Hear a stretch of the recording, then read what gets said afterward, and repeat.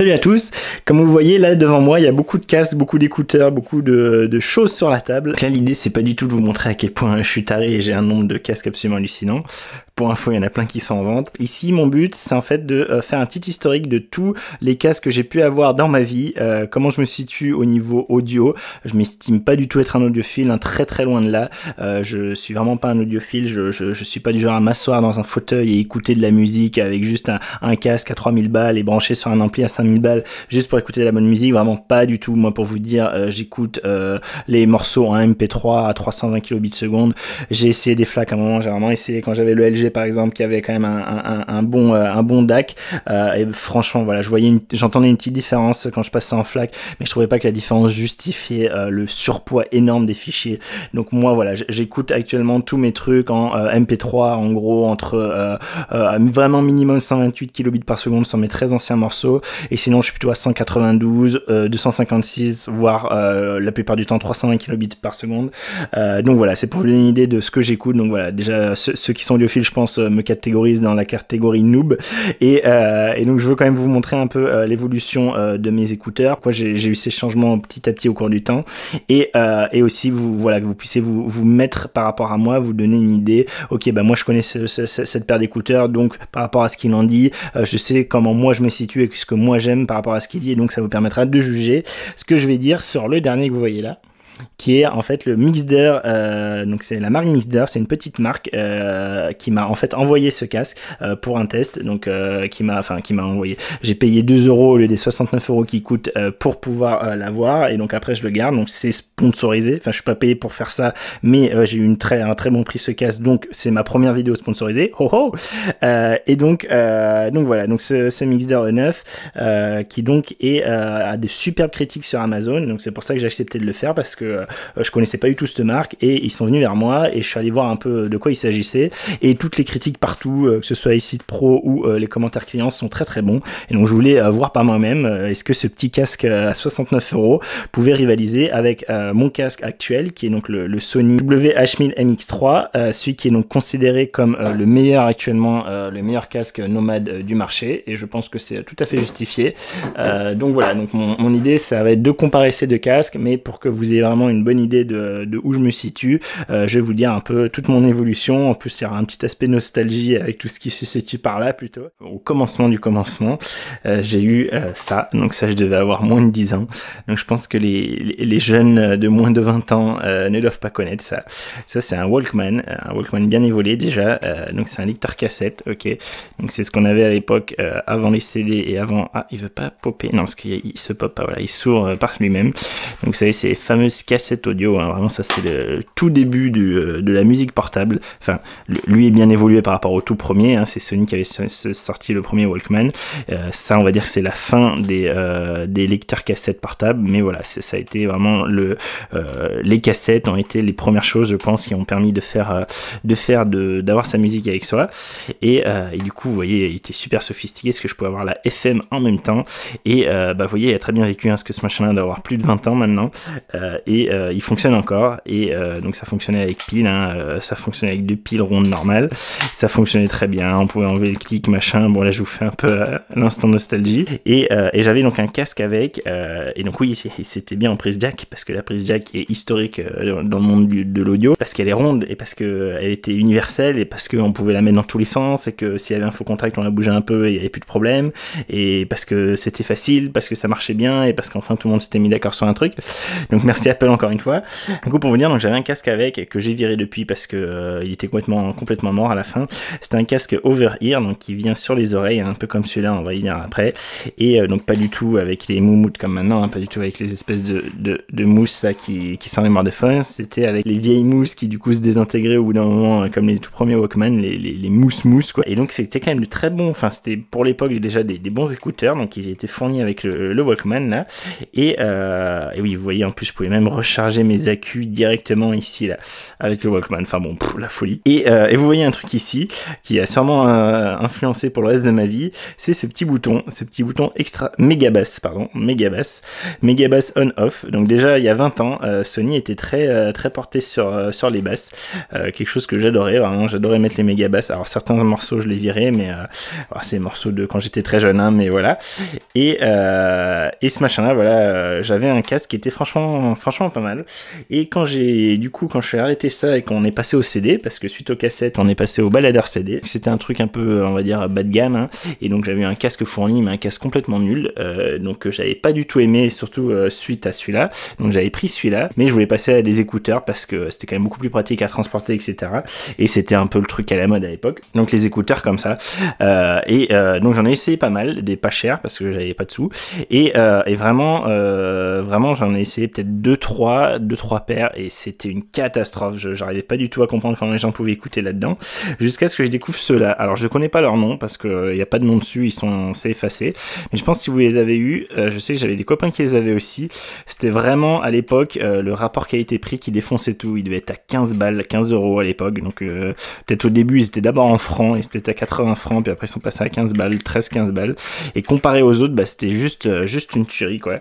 Ils avaient une forme un peu, vous voyez, encore un instant de nostalgie, ils avaient une forme un peu dissymétrique comme ça, et ce qui était incroyable avec ces petits écouteurs, c'était qu'ils arrivaient quand même à avoir des basses. Alors c'était pas les basses que j'avais avec mes autres écouteurs, hein, mes gros écouteurs, mais quand même on avait des basses là-dedans, ça faisait un peu boum boum boum, typiquement sur Black Eyed Peas, They Don't Want Music, le début on a vraiment boum boum, alors pas des boum boum boum, mais on avait le bruit, alors que sur d'autres écouteurs on n'entendait rien, ça faisait ou ça faisait rien du tout.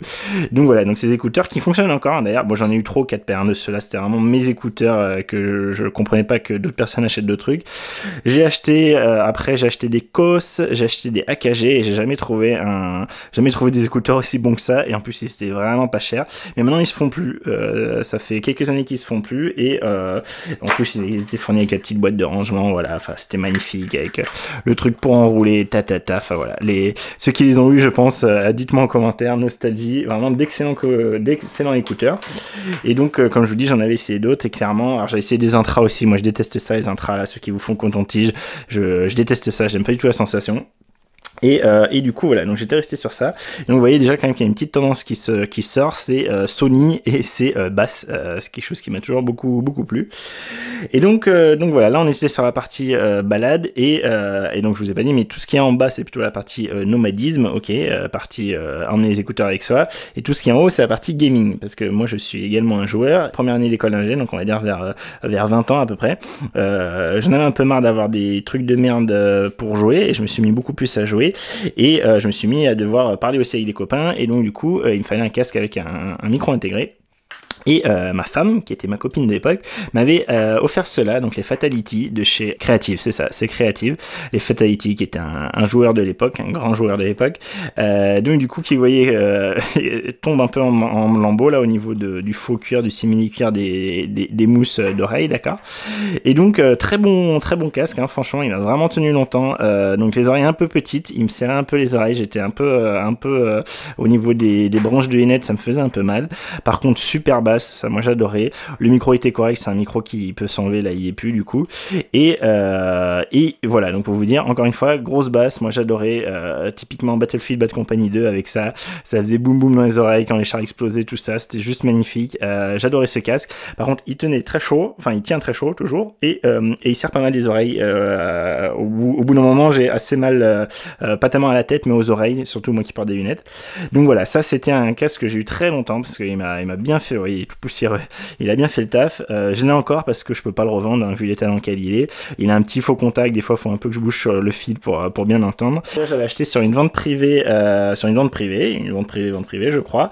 Donc c'est un Philips, alors je sais plus comment il s'appelle, hein, je crois pas qu'il y ait le nom dessus, c'est un Philips, et donc avec le gros avantage d'avoir ça, c'est ce truc de suspension, d'accord, hop, qui se met comme ça, et donc bien pratique, super léger, il est ultra léger, et donc là pour le coup niveau confort ça avait rien à voir avec le Fatality. ici, là ça je peux le garder des heures et des heures sur la tête sans aucun souci, et en plus j'ai les oreilles qui passent dedans, là. Les oreilles sont plus grandes, et du coup j'ai les oreilles qui arrivent à rentrer à l'intérieur, et du coup ça m'a fait vraiment voir que ok, clairement en tout cas pour des grosses sessions de jeu, il fallait que mes oreilles passent entièrement dedans au niveau confort, et lui donc avait des basses beaucoup moins que le Fatality, mais quand même suffisamment pour que ça fasse boum boum dans les oreilles et que je sois content. Donc voilà, là c'est l'historique dans l'ordre. Et donc là on arrive, ça j'ai dû l'acheter en je pense dernière année d'école d'ingé ou deuxième année d'école d'ingé, donc ça devait faire 2 ans que je l'avais. Après j'ai acheté lui en même temps, pour en plus lui était vraiment très chaud en été, je suais comme un porc, donc du coup lui était beaucoup plus léger sur les oreilles et beaucoup plus aéré, donc c'est celui-là que j'utilisais en été et celui-là que j'utilisais en hiver en gros. Donc ça du coup c'était on va dire école d'ingénieur, où j'ai pas mal joué, et ensuite donc je suis parti à Paris pour mon premier taf, et à Paris gros souci avec les petits écouteurs là, c'est que dans le métro et tout, on entend pas grand chose quoi, on est vite emmerdé par les bruits ambiants, et j'avais un collègue de bureau qui lui aimait bien tout ce qui était high tech et tout ce qui était lié au sonore, et il avait ce casque là, il avait le AKG K450. Un jour j'en avais ras le cul de rien entendre dans le métro et de devoir me tartiner les bruits de merde dans le métro. Je lui avais dit, est-ce que je peux tester tes écouteurs et tout, moi souvent quand je teste des casques c'est de la merde, il n'y a pas de basse machin, et là il a rigolé, il m'avait dit écoute écoute cela, tu vas voir s'il n'y a pas de basse, et donc j'ai écouté cela, et effectivement il y avait des basses, il y avait beaucoup de basses, donc ça c'est un excellent casque qui vraiment rapport qualité-prix aussi était assez imbattable à l'époque.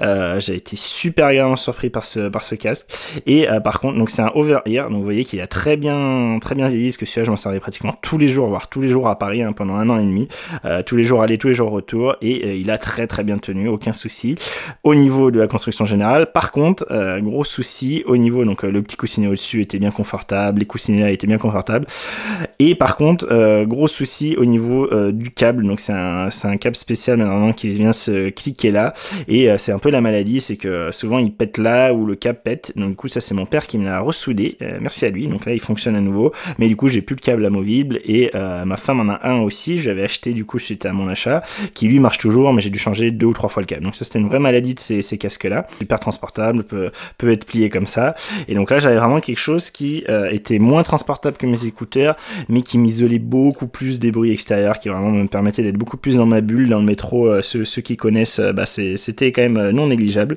et du coup j'étais super content de ça, mais quand même le truc qui m'emmerdait un peu, c'était l'aspect ça sur les oreilles, et du coup mine de rien à force, à la longue, ça pressait quand même, surtout sur mes branches de lunettes, hein. Moi j'ai des lunettes, et du coup au bout d'un moment ça serrait, et ça tenait assez chaud, parce que le fait d'avoir vraiment l'oreille collée au coussinet comme ça, ça tenait chaud, et ça m'emmerdait un peu.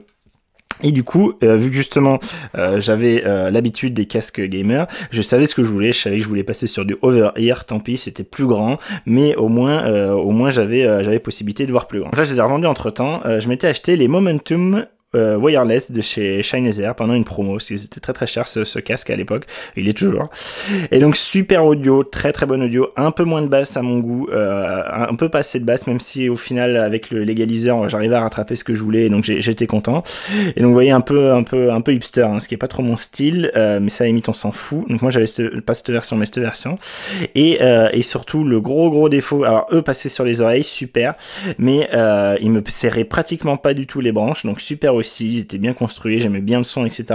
On pouvait brancher, débrancher le prise jack, etc. Mais il y avait un gros souci, c'est que l'astano là en haut, là que vous voyez qui est super en cuir, mes fesses sur ton front là, et bien ça en fait, il n'y a pas de moumoute, c'est directement l'arceau en métal avec du cuir par-dessus, soi-disant un peu épais, mais en fait ça défonçait le crâne, mais vraiment, et pourtant moi qui ai souvent des longs cheveux, hein, vous avez pu voir, ça m'éclatait le crâne sur des longs trajets, typiquement en avion, je pouvais pas, ça me défonçait le crâne, et la réduction de bruit active était bien, moi j'étais déjà super agréablement surpris, hein, à l'époque je connaissais pas, donc ça a été une petite révolution, mais c'était pas du tout du niveau des Bose, donc j'ai essayé des Bose en magasin, ça c'était encore à Paris, je me rappelle c'était la Fnac à côté de chez moi à Terne, et du coup je me suis dit bon ok, clairement niveau réduction de bruit active, les Bose sont bien meilleurs, mais à l'époque j'avais pas franchi le cap, j'étais passé sur alors c'est pas ceux que je vais vous montrer là, mais c'est presque les mêmes, c'est l'équivalent de lui, mais sans le noise cancelling, cancelling. Donc c'était le XB 950, je sais pas si c'était ça, c'était les extra bass. Donc vous savez, celui avec les méga grosses oreilles là, qui a des basses qui tabassent. Plus j'avais pris, je l'adorais. C'est un excellent casque, mais qui se repliait pas ouf bien, parce qu'à l'époque il pouvait pas se replier et se refermer vraiment sur lui-même, et qui n'avait pas de noise cancelling. Et par contre super confortable, pas de souci au niveau des oreilles, etc. Mais le manque de noise cancelling sur un gros voyage, je crois que c'était à New York, j'ai vraiment ressenti, et je me suis dit ouais non ok, il me faut un truc avec noise cancelling, même si l'isolation passive était bonne, c'était pas oufissime. C'est suite à ça justement que j'ai acheté le Bose, le noise cancelling QC25. Donc j'ai pris le QC25 parce que le QC35 me paraissait complètement hors de prix, et en me disant au final dans l'avion et tout, ça me dérange pas d'avoir le câble, ce qui est vrai, ceux-là en fait ne font pas Bluetooth, et je me disais bah c'est pas très grave, machin, je m'en fous un peu, ce qui est vrai. En voyage je m'en fous dans l'ensemble. Par contre c'est vrai qu'à la maison par exemple, quand je passe l'aspirateur, avoir le câble qui m'emmerde dans tous les sens, ça me fait vite chier. Ce casque là, super confortable, super léger, la boîte de transport nickel, etc. Le noise cancelling marche très bien, mais voilà, il me manquait l'aspect wireless, et vous savez qu'entre temps Bose a eu, on sait pas trop, mais ils ont perdu plus ou moins un brevet. Je sais pas si c'est une perte de procès ou une perte de brevet, enfin en tout cas ils ont perdu un brevet, et vous savez que maintenant si vous mettez à jour vos Bose, la réduction de bruit active est nulle à chier manifestement. Donc si vous avez des Bose, ne les mettez surtout pas à jour, gardez l'ancienne réduction de bruit active, et en plus vous savez, Bose sans sa réduction de bruit active, le son est quand même bien pourrave en soi. Si vous n'avez pas la réduction de bruit active, il est pourri. C'est tout l'égaliseur électronique qui fait la réduction de bruit active et qui regère les différentes fréquences, etc., qui fait qu'il sonne bien, d'accord. Donc du coup j'avais profité du fait que ce nouveau-là, le Sony là sortait, WH-1000X-M3, qui donc un des trucs qui m'a fait passer sur lui plutôt que ses prédécesseurs, c'est l'aspect surtout USB-C, que moi j'ai envie de tout passer en USB-C, donc ça c'est très récent. Là si vous cherchez actuellement sur internet, clairement c'est celui qui est le plus réputé, qui est vraiment le casque qui est dit le meilleur casque Nomag à l'heure actuelle. Moi j'en suis ultra content. On va voir plus en détail après justement ce qu'il fait, mais bon, il y a le tactile là, il est joli, tout ça, bon ça je m'en fous un peu, mais la réduction de bruit active est folle, le confort est génial, le son est super bien, on a une application qui permet de vachement de customiser, donc vraiment super. Et on arrive du coup au final à ce Mixder E9 qui donc m'a été envoyé, et qu'on va tester là, et qu'on va donc tester vraiment, que j'ai pu tester en conditions réelles pendant une semaine à Berlin. J'étais en déplacement professionnel, et du coup j'ai amené mes deux casques, et pour pouvoir faire une comparaison réelle sur le terrain, en voyage, en avion, etc., les deux l'un après l'autre, ou que le Mixder quand je partais à la journée, pour me faire une idée, sachant que je suis pas mal habitué à lui, et voilà, donc le test va vraiment porter là-dessus. Et juste pour vous dire, donc au niveau sonore, est-ce que j'aime bien, en général. Ici, je m'étais pris un Beyer Dynamics, le MMX 300, qui est en fait le même que tous les casques Beyer Dynamics que vous voyez pour les studios en radio. Souvent, c'est ce casque-là, qu'il avait juste un peu customisé avec du pseudo-carbone et le micro pour jouer. Mais sinon, c'est vraiment un truc un peu référent qui est très connu. Il est super, il est bien confortable, il est cool. Assez rustique, mais marche très bien. Donc ça, j'avais acheté, très content. J'avais acheté en occasion vraiment pas trop cher, donc bien content, pas trop chaud, etc.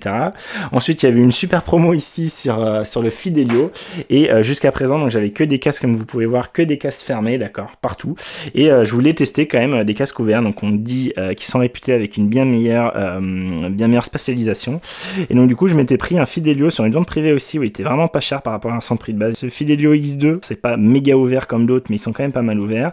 Ce qui est super, moi, c'est vraiment ça, ce petit support, ça moi j'adore, je trouve c'est super confortable quand on l'a très longtemps sur la tête. Donc ça c'est comme ça, et c'est comme mon tout dernier.